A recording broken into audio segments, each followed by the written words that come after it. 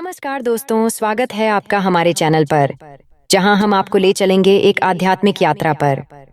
आज हम बात करेंगे शिव पुराण की, एक ऐसा ग्रंथ जो भगवान शिव की महिमा, उनकी कथा और उनके अनंत रहस्यों को उजागर करता है। यह पुराण न केवल शिव की भक्ति को बढ़ावा देता है, बल्कि हमें जीवन के गहरे अर्थ और सत्य की ओर भी ले जाता है। तो आइए शिव की महिमा का गुणगान करें और इस दिव्य यात्रा की शुरुआत करें। हर हर महादेव। आज का शीर्षक है बंधन और मोक्ष का विवेचन, शिव पूजा का उपदेश, लिंग आदि में शिव पूजन का विधान, भस्म के स्वरूप का निरूपण और महत्व, शिव एवं गुरु शब्द की व्युत्पत्ति तथा शिव के भस्म धारण का रहस्य। आर्षि बोले, सर्वज्ञों में श्रेष्ठ सूत जी, बंधन और मोक्ष का स्वरूप क्या है, यह हमें बताइए। सूत जी ने कहा, महर्षियों, मैं बंधन और मोक्ष का स्वरूप तथा मोक्ष के उपाय का वर्णन करूंगा। तुम लोग आदरपूर्वक सुनो। जो प्रकृति आदि 8 बंधनों से बंधा हुआ है, वह जीवबद्ध कहलाता है, और जो उन 8 बंधनों से छूटा हुआ है, उसे मुक्त कहते हैं। प्रकृति आदि को वश में कर लेना मोक्ष कहलाता है। बंधन आगंतुक हैं और मोक्ष स्वतः सिद्ध है। बद्ध जीव जब बंधन से मुक्त हो जाता है, तब उसे मुक्त जीव कहते हैं।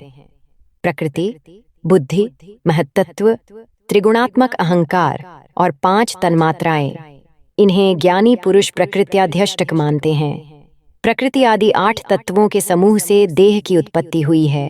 देह से कर्म उत्पन्न होता है और फिर कर्म से नूतन देह की उत्पत्ति होती है। इस प्रकार बारंबार जन्म और कर्म होते रहते हैं। शरीर को स्थूल, सूक्ष्म और कारण के भेद से 3 प्रकार का जानना चाहिए।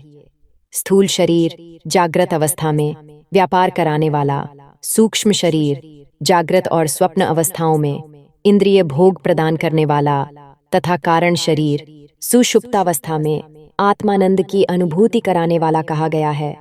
जीव को उसके प्रारब्ध कर्मानुसार सुख दुख प्राप्त होते हैं। वह अपने पुण्य कर्मों के फलस्वरूप सुख और पाप कर्मों के फलस्वरूप दुख का उपभोग करता है। अतः कर्मपाश से बंधा हुआ जीव अपने त्रिविध शरीर से होने वाले शुभाशुभ कर्मों द्वारा सदा चक्र की भांति बारंबार घुमाया जाता है। इस चक्रवत भ्रमण की निवृत्ति के लिए चक्रकर्ता का स्तवन एवं आराधन करना चाहिए। प्रकृति आदि जो 8 पाश बतलाए गए हैं, उनका समुदाय ही महाचक्र है, और जो प्रकृति से परे हैं, वह परमात्मा शिव है। भगवान महेश्वर ही प्रकृति आदि महाचक्र के कर्ता हैं, क्योंकि वे प्रकृति से परे हैं। जैसे बकायन नामक वृक्ष का छाला जल को पीता और उगलता है, उसी प्रकार शिव प्रकृति आदि को अपने वश में करके उस पर शासन करते हैं। उन्होंने सबको वश में कर लिया है, इसीलिए वे शिव कहे गए हैं। शिव ही सर्वज्ञ, परिपूर्ण तथा निष्प्रिय हैं। सर्वज्ञता, तृप्ति, अनादिबोध, स्वतंत्रता, नित्य अलुप्त शक्ति से संयुक्त होना और अपने भीतर अनंत शक्तियों को धारण करना। महेश्वर के इन 6 प्रकार के मानसिक ऐश्वर्यों को केवल वेद जानता है। अतः भगवान शिव के अनुग्रह से ही प्रकृति आदि 8 तत्व वश में होते हैं। भगवान शिव का कृपा प्रसाद प्राप्त करने के लिए उन्हीं का पूजन करना चाहिए। यदि कहें शिव तो परिपूर्ण हैं, निष्प्रिय हैं, उनकी पूजा कैसे हो सकती है? तो इसका उत्तर यह है कि भगवान शिव के उद्देश्य से उनकी प्रसन्नता के लिए किया हुआ सत्कर्म उनके कृपा प्रसाद को प्राप्त कराने वाला होता है।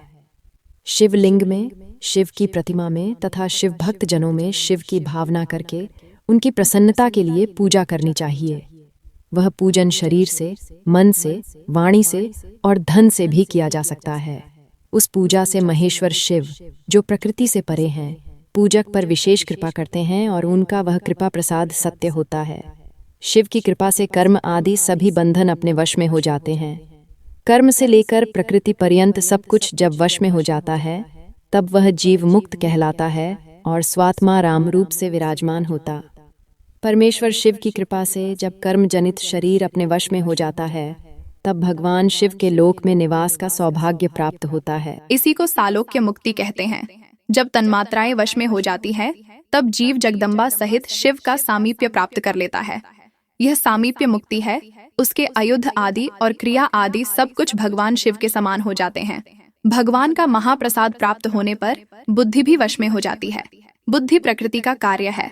उसका वश में होना साष्टी मुक्ति कहा गया है। पूर्ण भगवान का महान अनुग्रह प्राप्त होने पर प्रकृति वश में हो जाएगी। उस समय भगवान शिव का मानसिक ऐश्वर्य बिना यत्न के ही प्राप्त हो जाएगा। सर्वज्ञता और तृप्ति आदि जो शिव के ऐश्वर्य है, उन्हें पाकर मुक्त पुरुष अपने आत्मा में ही विराजमान होता है। वेद और शास्त्रों में विश्वास रखने वाले विद्वान पुरुष इसी को सायुज्य मुक्ति कहते हैं। इस प्रकार लिंग आदि में शिव की पूजा करने से क्रमशः मुक्ति स्वतः प्राप्त हो जाती है। इसलिए शिव का कृपा प्रसाद प्राप्त करने के लिए तत्संबंधी क्रिया आदि के द्वारा उन्हीं का पूजन करना चाहिए। शिव क्रिया, शिव तप, शिव मंत्र जप, शिव ज्ञान और शिव ध्यान के लिए सदा उत्तरोत्तर अभ्यास बढ़ाना चाहिए। प्रतिदिन प्रातः काल से रात को सोते समय तक और जन्म काल से लेकर मृत्यु पर्यंत सारा समय भगवान शिव के चिंतन में ही बिताना चाहिए। सद्यो जातादि मंत्रों तथा नाना प्रकार के पुण्यों से जो शिव की पूजा करता है वह शिव को ही प्राप्त होगा। आशी बोले, उत्तम व्रत का पालन करने वाले सूत जी, लिंग आदि में शिव जी की पूजा का विधान है, यह हमें बताइए। सूत जी ने कहा, द्विजो, मैं लिंगों के क्रम का यथावत वर्णन कर रहा हूँ, तुम सब लोग सुनो। वह प्रणव ही समस्त अभीष्ट वस्तुओं को देने वाला प्रथम लिंग है। उसे सूक्ष्म प्रणव रूप समझो। सूक्ष्म लिंग निष्कल होता है और स्थूल लिंग सकल। पंचाक्षर मंत्र को ही स्थूल लिंग कहते हैं। उन दोनों प्रकार के लिंगों का पूजन तप कहलाता है। वे दोनों ही लिंग साक्षात मोक्ष देने वाले हैं। पौरुष लिंग और प्रकृति लिंग के रूप में बहुत से लिंग हैं। उन्हें भगवान शिव ही विस्तार पूर्वक बता सकते हैं, दूसरा कोई नहीं जानता। पृथ्वी के विकार भूत जो लिंग झात हैं, उनको मैं तुम्हें बता रहा हूँ। उनमें स्वयंभूलिंग प्रथम है, दूसरा बिंदुलिंग, तीसरा प्रतिष्ठित लिंग, चौथा चरलिंग और पांचवा गुरुलिंग है। देवर्षियों की तपस्या से संतुष्ट हो उनके समीप प्रकट होने के लिए पृथ्वी के अंतर्गत बीज रूप से व्याप्त हुए भगवान शिव वृक्षों के अंकुर की भांति भूमि को भेद कर नादलिंग के रूप में व्यक्त हो जाते हैं। वे स्वत व्यक्त हुए शिव ही स्वयं प्रकट होने के कारण स्वयंभू नाम धारण करते हैं। ज्ञानी जन उन्हें स्वयंभूलिंग के रूप में जानते हैं। उस स्वयंभूलिंग की पूजा से उपासक का ज्ञान स्वयं ही बढ़ने लगता है। सोने चांदी आदि के पत्र पर, भूमि पर अथवा वेद पर अपने हाथ से लिखित जो शुद्ध प्रणव मंत्र रूप लिंग है, उसमें तथा मंत्र लिंग का आलेखन करके उसमें भगवान शिव की प्रतिष्ठा और आवाहन करें। ऐसा बिंदुनादमय लिंग स्थावर और जंगम दोनों ही प्रकार का होता है। इसमें शिव का दर्शन भावनामय ही है, ऐसा निस्संदेह कहा जा सकता है। जिसको जहां भगवान शंकर के प्रकट होने का विश्वास हो, उसके लिए वहीं प्रकट होकर वे अभीष्ट फल प्रदान करते हैं। अपने हाथ से लिखे हुए यंत्र में अथवा अकृत्रिम स्थावर आदि में भगवान शिव का आवाहन करके 16 उपचारों से उनकी पूजा करें। ऐसा करने से साधक स्वयं ही ऐश्वर्य को प्राप्त कर लेता है और इस साधन के अभ्यास से उसको ज्ञान भी होता है। देवताओं और ऋषियों ने आत्म सिद्धि के लिए अपने हाथ से वैदिक मंत्रों के उच्चारण पूर्वक शुद्ध मंडल में शुद्ध भावना द्वारा जिस उत्तम शिवलिंग की स्थापना की है, उसे पौरुष लिंग कहते हैं तथा वही प्रतिष्ठित लिंग कहलाता है। उस लिंग की पूजा करने से सदा पौरुष ऐश्वर्य की प्राप्ति होती है।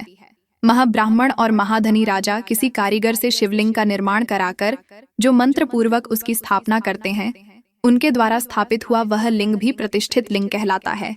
किंतु वह प्राकृत लिंग है ना, इसलिए प्राकृत ऐश्वर्य भोग को ही देने वाला होता है।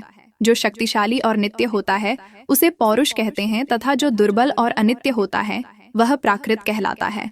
लिंग नाभि, जिह्वा, नासा प्रभाग और शिखा के क्रम से कटी, हृदय और मस्तक तीनों स्थानों में जो लिंग की भावना की गई है, उस आध्यात्मिक लिंग को ही चरलिंग कहते। पर्वत को पौरुष लिंग बताया गया है और भूतल को विद्वान पुरुष प्राकृत लिंग मानते हैं। वृक्ष आदि को पौरुष लिंग जानना चाहिए और गुल्म आदि को प्राकृत लिंग। साठी नामक धान्य को प्राकृत लिंग समझना चाहिए और शाली, अघहनी एवं गेहूं को पौरुष लिंग। अणिमा आदि 8 सिद्धियों को देने वाला जो ऐश्वर्य है उसे पौरुष ऐश्वर्य जानना चाहिए। सुंदर स्त्री तथा धन आदि विषयों को आस्तिक पुरुष प्राकृत ऐश्वर्य कहते हैं। चरलिंगों में सबसे प्रथम रसलिंग का वर्णन किया जाता है। रसलिंग ब्राह्मणों को उनकी सारी अभीष्ट वस्तुओं को देने वाला है। शुभ कारक बाणलिंग क्षत्रियों को महान राज्य की प्राप्ति कराने वाला है। सुवर्ण लिंग वैश्यों को महाधनपति का पद प्रदान करने वाला है तथा सुंदर शिवलिंग शुद्धों को महाशुद्धि देने वाला है। स्फटिकमय लिंग तथा बाणलिंग सब लोगों को उनकी समस्त कामनाएं प्रदान करते हैं। अपना न हो तो दूसरे का स्फटिक या बाणलिंग भी पूजा के लिए निषिद्ध नहीं है। स्त्रियों विशेषतः सधवाओं के लिए पार्थिव लिंग की पूजा का विधान है। प्रवृत्ति मार्ग में स्थित विग्रवाओं के लिए स्फटिक लिंग की पूजा बताई गई है, परंतु विरक्त विधवाओं के लिए रसलिंग की पूजा को ही श्रेष्ठ कहा गया है। उत्तम व्रत का पालन करने वाले महर्षियों बचपन में, जवानी में और बुढ़ापे में भी शुद्ध स्फटिकमय शिवलिंग का पूजन स्त्रियों को समस्त भोग प्रदान करने वाला है। गृहासक्त स्त्रियों के लिए पीठ पूजा भूतल पर संपूर्ण अभीष्ट को देने वाली है। प्रवृत्ति मार्ग में चलने वाला पुरुष सुपात्र गुरु के सहयोग से ही समस्त पूजा कर्म संपन्न करें। इष्ट देव का अभिषेक करने के पश्चात अघहनी के चावल से बने हुए खीर आदि पकवानों द्वारा नैवेद्य अर्पण करें। पूजा के अंत में शिवलिंग को संपुष्ट में पधराकर घर के भीतर पृथक रख दें। जो निवृत्ति मार्गी पुरुष हैं, उनके लिए हाथ पर ही शिवलिंग पूजा का विधान है। उन्हें भिक्षादि से प्राप्त हुए अपने भोजन को ही नैवेद्य रूप में निवेदित करना चाहिए। निवृत्त पुरुषों के लिए सूक्ष्म लिंग ही श्रेष्ठ बताया जाता है। वे विभूति के द्वारा पूजन करें और विभूति को ही नैवेद्य रूप से निवेदित भी करें। पूजा करके उस लिंग को सदा अपने मस्तक पर धारण करें। विभूति 3 प्रकार की बताई गई है: लोकाग्निजनित, वेदाग्निजनित और शिवाग्निजनित। लोकाग्निजनित या लौकिक भस्म द्रव्यों की शुद्धि के लिए लाकर रखे। मिट्टी, लकड्डी और लोहे के पात्रों की, धान्यों की, तिल आदि द्रव्यों की, वस्त्र आदि की तथा पर्युषित वस्तुओं की भस्म से शुद्धि होती है। कुत्ते आदि से दूषित हुए पात्रों की भी भस्म से ही शुद्धि मानी गई है। वस्तु विशेष की शुद्धि के लिए यथा योग्य सजल अथवा निर्जल भस्म का उपयोग करना चाहिए। मंत्र और क्रिया से जनित जो होम कर्म है, वह अग्नि में भस्म का रूप धारण करता है। उस भस्म को धारण करने से वह कर्म आत्मा में आरोपित हो जाता है। अघोर मूर्तिधारी शिव का जो अपना मंत्र है, उसे पढ़कर बेल की लकड़ी को जलाएं। उस मंत्र से अभिमंत्रित अग्नि को शिवाग्नि कहा गया है। उसके द्वारा जले हुए काष्ठ का जो भस्म है, वह शिवाग्नि जनित है। कपिला गाय के गोबर अथवा गाय मात्र के गोबर को तथा शमी, पीपल, पलाश, बड़, अमलतास और बेर, इनकी लकड़ियों की शिवाग्नि से जलाए। वह शुद्ध भस्म शिवाग्नि जनित माना गया है। अथवा कुश की अग्नि में शिव मंत्र के उच्चारण पूर्वक काष्ठ को जलाए। फिर उस भस्म को कपड़े से अच्छी तरह छानकर नए गड्ढे में भरकर रख दें। उसे समय समय पर अपनी कांति या शोभा की वृद्धि के लिए धारण करें। ऐसा करने वाला पुरुष सम्मानित एवं पूजित होता है।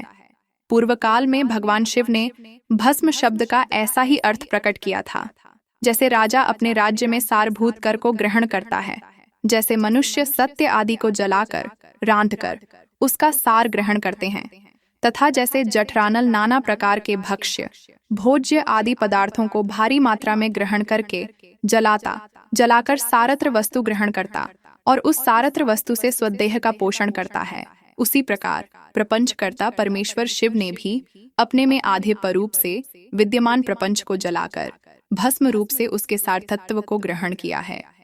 प्रपंच को दग्ध करके शिव ने उसके भस्म को अपने शरीर में लगाया है। राख भभूत पोतने के बहाने जगत के सार को ही ग्रहण किया है। अपने शरीर में अपने लिए रत्न स्वरूप भस्म को इस प्रकार स्थापित: आकाश के सारतत्व से केश, वायु के सारतत्व से कटिभाग और पृथ्वी के सारतत्व से घुटने को धारण किया है।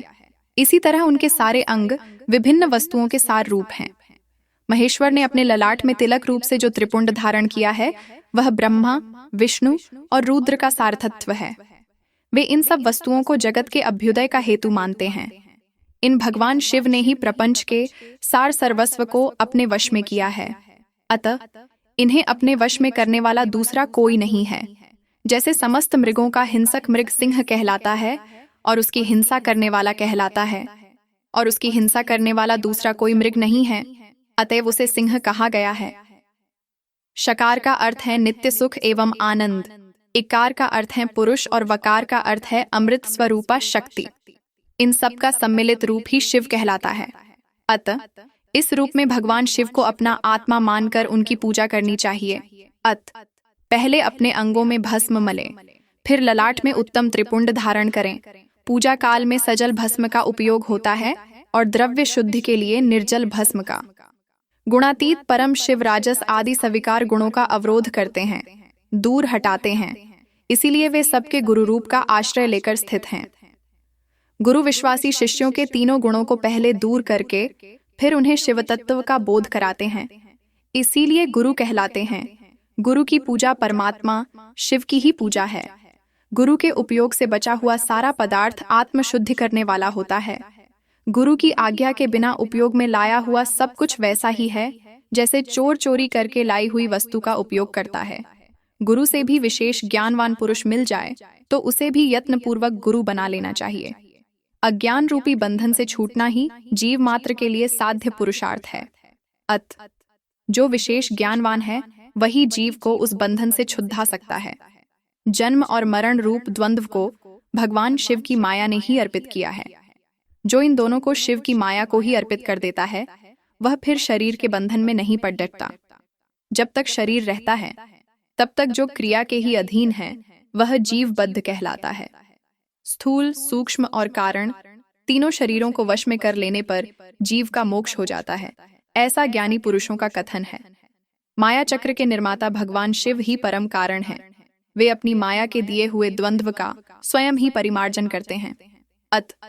शिव के द्वारा कल्पित हुआ द्वंद्व उन्हीं को समर्पित कर देना चाहिए। जो शिव की पूजा में तत्पर हो वह मौन रहे, सत्य आदि गुणों से संयुक्त हो तथा क्रिया, जप, तप, ज्ञान और ध्यान में से एक एक का अनुष्ठान करता रहे। ऐश्वर्य, दिव्य शरीर की प्राप्ति, ज्ञान का उदय, अज्ञान का निवारण और भगवान शिव के सामीप्य का लाभ, ये क्रमशः क्रिया आदि के फल है। निष्काम कर्म करने से अज्ञान का निवारण हो जाने के कारण शिव भक्त पुरुष उसके यथोक्त फल को पाता है। शिव भक्त पुरुष देश, काल, शरीर और धन के अनुसार यथा योग्य क्रिया आदि का अनुष्ठान करें। न्यायोपार्जित उत्तम धन से निर्वाह करते हुए विद्वान पुरुष शिव के स्थान में निवास करें। जीव हिंसा आदि से रहित और अत्यंत क्लेश शून्य जीवन बिताते हुए पंचाक्षर मंत्र के जप से अभिमंत्रित अन्न और जल को सुख स्वरूप माना गया है। अथवा कहते हैं कि दरिद्र पुरुष के लिए भिक्षा से प्राप्त हुआ अन्न ज्ञान देने वाला होता है। शिव भक्त को भिक्षान्न प्राप्त हो तो वह शिव भक्ति को बढ़ाता है। शिव योगी पुरुष भिक्षान्न को शंभु सत्र कहते हैं। जिस किसी भी उपाय से जहां कहीं भी भूतल पर शुद्ध अन्न का भोजन करते हुए सदा मौन भाव से रहे और अपने साधन का रहस्य किसी पर प्रकट न करे, भक्तों के समक्ष ही शिव के माहात्म्य प्रकाशित करें। शिव मंत्र के रहस्य को भगवान शिव ही जानते हैं, दूसरा नहीं। ओम नमः शिवाय।